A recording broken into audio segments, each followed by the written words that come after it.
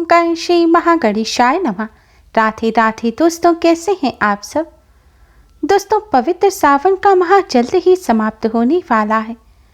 सावन माह भगवान शिव को अत्यधिक प्रिय है। सावन माह में भगवान शिव का पूजन करने से भगवान शिव अति शीघ्र ही प्रसन्न हो जाते हैं। वैसे तो सावन माह का हर दिन खास होता है, लेकिन सावन के सोमवार का सर्वाधिक महत्व होता है। सावन सोमवार के दिन भोलेनाथ का पूजन करने से भोलेनाथ अपने भक्तों को मनचाहा वरदान प्रदान करते हैं। अन्य दिनों की अपेक्षा सावन सोमवार के दिन भोलेनाथ का पूजन करने से कई गुना अधिक पुण्यफल प्राप्त होता है। सावन सोमवार का दिन भोलेनाथ के पूजन के लिए सर्वश्रेष्ठ माना जाता है। इस दिन भक्त भोलेनाथ की कृपा प्राप्त करने के लिए अलग अलग जतन करते हैं। भोलेनाथ का जल से अभिषेक करते हैं, पंचामृत से अभिषेक करते हैं, रुद्राभिषेक भी किया जाता है। इस दिन भक्त विधि पूर्वक भोलेनाथ का व्रत और पूजन भी करते हैं। सावन का आखिरी सोमवार इस बार 8 अगस्त को है। भोलेनाथ के पूजन के साथ ही इस दिन कुछ बातों का विशेष तौर पर ध्यान रखना चाहिए।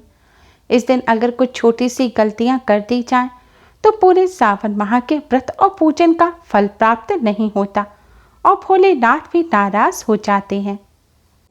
दोस्तों, जैसा कि हम सभी जानते हैं कि भोलेनाथ भोले भंडारी हैं। वह अपने भक्तों पर बहुत ही जल्द कृपा करते हैं। लेकिन क्या आप जानते हैं कि अगर भोलेनाथ के पूजन में कुछ गलतियां कर दी जाएं, तो भोलेनाथ उतनी ही जल्दी क्रोधित भी हो जाते हैं। हमारे शास्त्रों में कई ऐसी चीजों के बारे में बताया गया है जिन्हें भोलेनाथ के पूजन में भूलकर भी इस्तेमाल नहीं करना चाहिए। तो आइए दोस्तों, जानते हैं कि कौन सी ऐसी चीजें हैं जिन्हें भोलेनाथ के पूजन में नहीं इस्तेमाल करना चाहिए। कौन सी ऐसी चीजें हैं जो भोलेनाथ को भूलकर भी अर्पित नहीं करनी चाहिए, अन्यथा भोलेनाथ क्रोधित हो जाते हैं और व्रत और पूजा का फल प्राप्त नहीं होता। दोस्तों, भोलेनाथ की कृपा प्राप्त करने के लिए वीडियो को एंड तक जरूर देखें। आपने अगर हमारे चैनल को अभी तक सब्सक्राइब नहीं किया है तो जल्दी से चैनल को सब्सक्राइब कर बेल आइकन को भी जरूर दबाएं और इस वीडियो को लाइक कर अपने फ्रेंड्स के साथ शेयर जरूर करें। दोस्तों, सबसे पहली चीज है बेलपत्र। जी हाँ दोस्तों, आपने सही सुना। जैसा कि हम सभी जानते हैं कि बेलपत्र तो भोलेनाथ को अवश्य ही अर्पित करना चाहिए। बेलपत्र भोलेनाथ को बहुत प्रिय है। लेकिन क्या आप जानते हैं कि हर प्रकार के बेलपत्र भोलेनाथ को प्रिय नहीं है। अगर आप गलत या फिर गलत तरीके से बेलपत्र भोलेनाथ को अर्पित करेंगे तो भोलेनाथ प्रसन्न होने की बजाय आपसे क्रोधित हो जाएंगे। इसलिए बेलपत्र को भोलेनाथ को चढ़ाते समय कुछ बातों का विशेष ध्यान रखें। सबसे पहली बात तो यह है कि बेलपत्र के पत्ते कहीं से भी कटे फटे नहीं होने चाहिए। अगर बेलपत्र का पत्ता कटा फटा है या बेलपत्र पीले रंग का हो गया है तो आप ऐसे बेलपत्र को भूलकर भी भोलेनाथ को अर्पित ना करें। दूसरी बात, बेलपत्र हमेशा वही भोलेनाथ को अर्पित किया जाता है जो एक डंडे में 3 पत्ते लगे हुए होते हैं। कई बार देखा जाता है कि बेलपत्र 3 जुड़े हुए ना मिले तो लोग एक बेलपत्र का पत्ता ही भोलेनाथ को अर्पित कर देते हैं, या एक्स्ट्रा टूट जाए तो उसको भोलेनाथ को अर्पित कर देते हैं। ऐसा भूलकर भी नहीं करना चाहिए। एक बेलपत्र का पत्ता आप भोलेनाथ को भूलकर भी अर्पित ना करें, क्योंकि वह अपूर्ण होता है और अगर पूजन में आप अपूर्ण चीज चढ़ाएंगे भोलेनाथ को तो आपके पूजन का फल भी अपूर्ण रहेगा, यानी कि आपका पूजन पूर्ण नहीं माना जाएगा और आपको पूजन का पूर्ण फल भी प्राप्त नहीं होगा। इसलिए सदैव एक डंडे में जो 3 बेलपत्र जुड़े हुए हों वही बेलपत्र आप भोलेनाथ को अर्पित करें। बेलपत्र चढ़ाते समय आप उसकी उचित दिशा का ध्यान रखें। शिवलिंग पर बेलपत्र चढ़ाते समय पत्र की चिकनी सतह को आप शिवलिंग पर चढ़ाएं और जो डंडियों की तरफ है वह ऊपर की तरफ होनी चाहिए। बेलपत्र चढ़ाने से पहले आप बेलपत्र को जल से शुद्ध कर लें, उसके बाद ही भोलेनाथ को अर्पित करें। अधिकतर सावन के सोमवार या फिर शिवरात्रि के दिन ही भोलेनाथ को बेलपत्र अर्पित किया जाता है। लेकिन इस बात का विशेष ध्यान रखें कि सावन के सोमवार और किसी भी सोमवार या फिर शिवरात्रि के दिन बेलपत्र नहीं तोड़ना चाहिए। ऐसा करने से दोष लगता है, इसलिए पूजा से एक दिन पहले ही आप बेलपत्र तोड़कर रख लें। बेलपत्र कभी भी बासी नहीं माना जाता, इसलिए आप उसे धोकर भोलेनाथ को अर्पित कर सकते हैं। शिवलिंग पर बेलपत्र चढ़ाते समय हमेशा अनामिका उंगली, अंगूठा और मध्यमा उंगली की मदद से ही आप बेलपत्र भोलेनाथ को अर्पित करें। शिवलिंग पर बेलपत्र अर्पण करने के साथ ही आप जल की धारा जरूर चढ़ाएं, यानी कि पहले शिव जी का जलाभिषेक करने के पश्चात जब आप बेलपत्र चढ़ा दें तब आप थोड़ा सा जल बेलपत्र चढ़ाने के बाद शिवलिंग पर अवश्य ही चढ़ाएं। दोस्तों, दूसरी चीज है दूध। भोलेनाथ के शिवलिंग पर दूध अर्पित करने की परंपरा प्राचीन काल से चली आ रही है, लेकिन दूध चढ़ाते समय ही हम भोलेनाथ को प्रसन्न करने की बजाय क्रोधित कर देते हैं, क्योंकि भोलेनाथ को सदैव कच्चा दूध चढ़ाना चाहिए और अधिकतर हम सभी के घरों में दूध आते ही उबाल दिया जाता है और वही उबला हुआ दूध भोलेनाथ को अर्पित कर दिया जाता है। ऐसी गलती भूलकर भी ना करें। भोलेनाथ को सदैव कच्चा दूध अर्पित करें और हो सके तो गाय का दूध ही आप भोलेनाथ की शिवलिंग पर अर्पित करें, क्योंकि गाय के दूध को ही अमृत माना जाता है। दोस्तों, दूध चढ़ाते समय एक और गलती जो हम सभी करते हैं वह है दूध को तांबे के पात्र में रखकर चढ़ाना। दोस्तों, अधिकतर हम सभी पूजन के दौरान तांबे का पात्र यूज करना सबसे ज्यादा अच्छा मानते हैं। यह हमारे शास्त्रों में भी बताया गया है, लेकिन हमेशा ध्यान रखें, तांबे के पात्र में कभी भी दूध लेकर नहीं चढ़ाना चाहिए।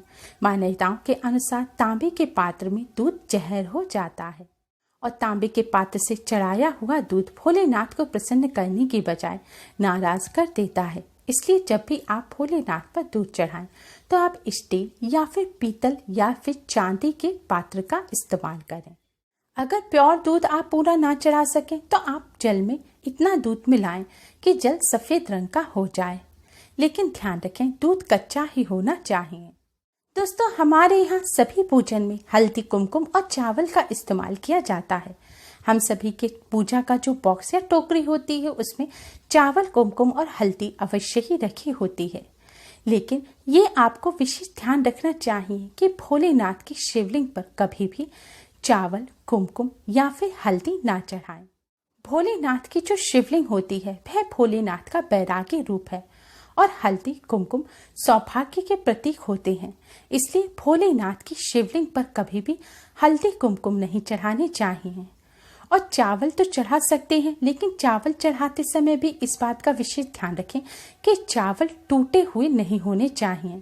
चावल हमेशा साबुत जो चावल का दाना हो, जिसे अक्षत कहा जाता है, उसी को पवित्र माना जाता है।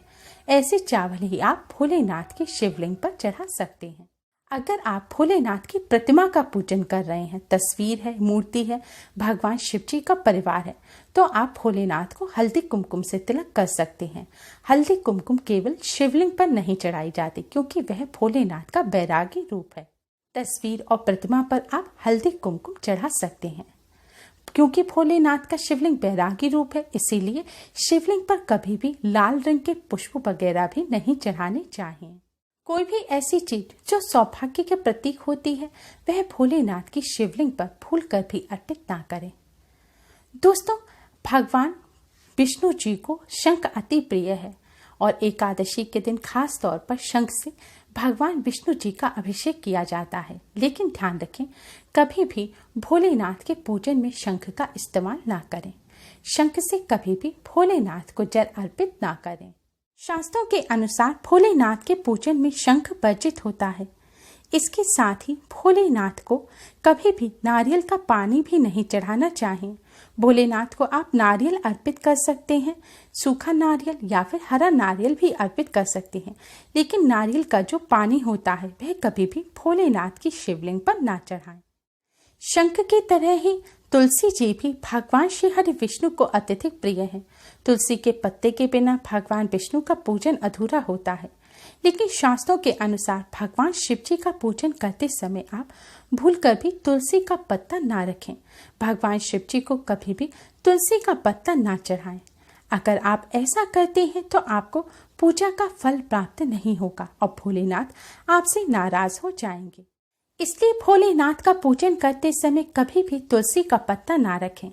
अगर आप भोलेनाथ के साथ भगवान विष्णु जी को भी भोग लगा रहे हैं तो दोनों को अलग अलग पात्र में भोग रखकर आप भोग अर्पित करें।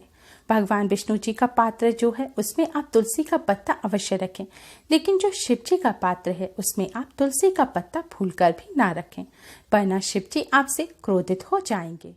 दोस्तों, अगली चीज है केतकी का पुष्प। भोलेनाथ के पूजन में कभी भी केतकी का पुष्प इस्तेमाल नहीं करना चाहिए। भोलेनाथ ने केतकी के पुष्प को श्राप दिया है और कहा है कि जो कोई भी मुझे केतकी का पुष्प अर्पित करेगा, मैं उसके पूजन को कभी भी स्वीकार नहीं करूंगा।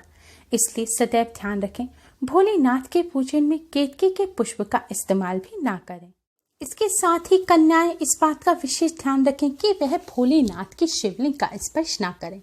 आप भोलेनाथ की प्रतिमा या तस्वीर का स्पर्श कर सकते हैं, लेकिन कभी भी शिवलिंग का स्पर्श ना करें, क्योंकि वह भोलेनाथ का बैरागी रूप है और जो कन्या भोलेनाथ की शिवलिंग का स्पर्श करती हैं, मां पार्वती उनसे नाराज हो जाती है। दोस्तों, भोलेनाथ की कृपा प्राप्त करने के लिए इन सभी बातों का विशेष ध्यान रखें और भोलेनाथ के पूजन में यह गलती भूलकर भी ना करें, जिससे भोलेनाथ की कृपा सदैव आप पर बनी रहे। भगवान भोलेनाथ आपकी सभी मनोकामनाएं पूर्ण करें। दोस्तों, कमेंट बॉक्स में जय शिव शंकर, जय भोलेनाथ, ओम नमः शिवाय जरूर लिखें। उम्मीद है आपको हमारी ये वीडियो पसंद आई होगी। प्लीज़ लाइक कर अपने फ्रेंड्स के साथ शेयर जरूर करें और भी यूजफुल वीडियोस के लिए हमारे चैनल को सब्सक्राइब कर बेल आइकन को भी जरूर दबाएं। Thanks for watching. Radhe Radhe, जय शिव शंकर।